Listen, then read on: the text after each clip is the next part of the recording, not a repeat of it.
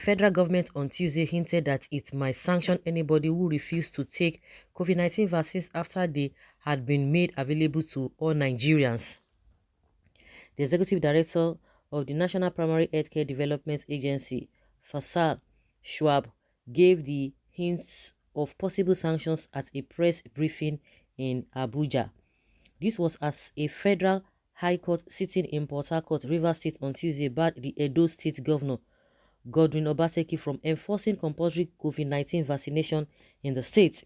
The Nigeria Medical Association and health workers under the aegis of the Joint Health Sector Union faulted the move, while the NMA said the people had the right to reject vaccines the same way they could reject medical treatment.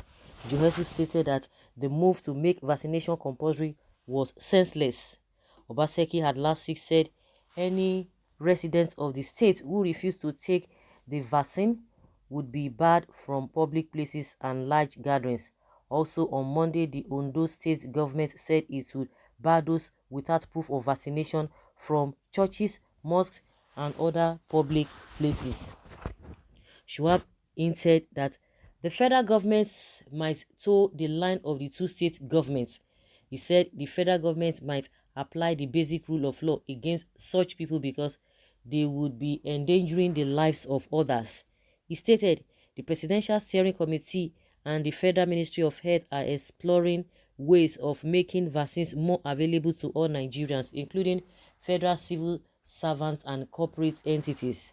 Once these vaccines are made equitably available to all Nigerians, then we will need to have a frank discussion about justice, fairness, and liberty that exists around vaccine hesitancy. If some individual refuse to take the vaccine, hence endangering those who have or those who could not due to medical exemptions, then we have to apply the basic rule of law, which stipulates that your human right stops where mine begins. So you have a right to refuse vaccines, but you do not have the right to endanger the health of others.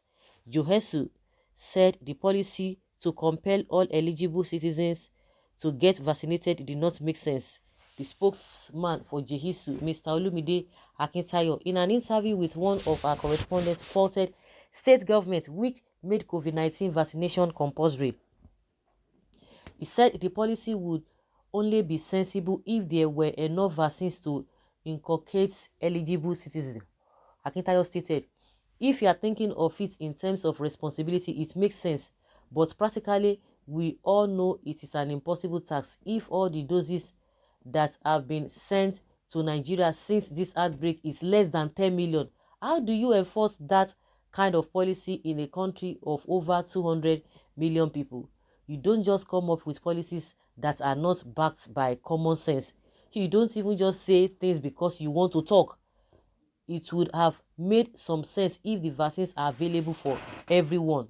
The General Secretary of the NMA, Philip Ekpe, said citizens could not be forced to be vaccinated against COVID-19 the same way they had the right to reject medical treatment. Rather than being forced, he said Nigerians should be made to understand the need to be vaccinated.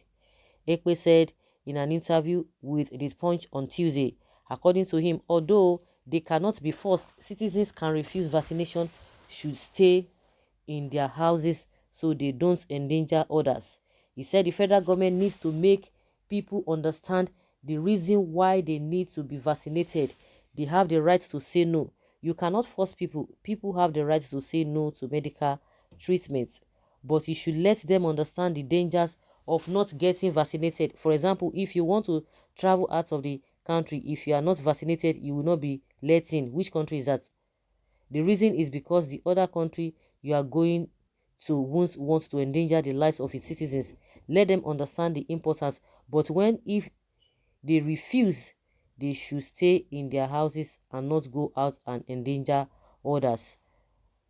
So those who are not traveling, because you are saying because those who are traveling out of the country. So if you are not traveling out of the country, then what happens? You should stay at home. But when it comes to social distancing, the same Obaseki and the Ondo State government, even the two of them, during the last election, they didn't even, nobody talked about it. I think it was just private people that we saw the kind of gathering that they put together. they would have gone ahead and arrest them.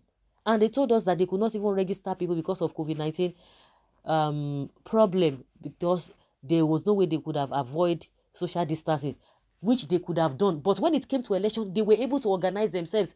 When they were doing, I don't even know the ones they were doing, whether it's okay, their primary election, when they were doing this in Nundu and Edo State, there they were giving space. But when it came to campaign going around, nobody observed anything. The videos are there online for you to see. Nobody had observed anything, and they did as if there was nothing like COVID.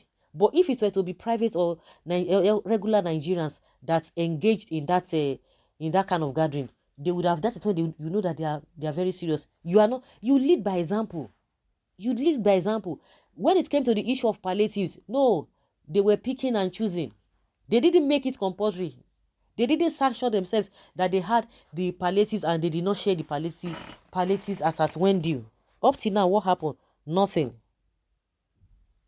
Where the applicant's lead counsel, Echezona Etiaba, SAN, argued on the motion filed by the Charles Osaretin against the governor and 5 others, urged the court to order the parties to maintain status quo pending the hearing and determination of the motion on notice for the enforcement of the applicant's fundamental human rights.